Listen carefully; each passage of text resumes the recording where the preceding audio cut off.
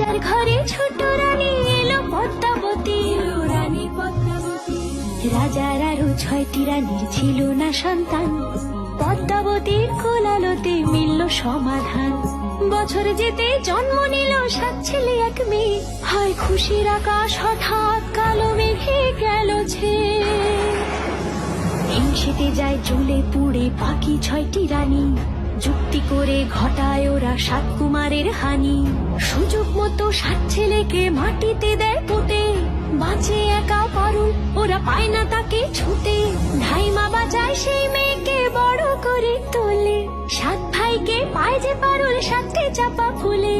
এত কিছুর পরেও রাজার বিপদ যে কাটে না, সূর্য নগরে সুখের সূর্য আর ওঠে না।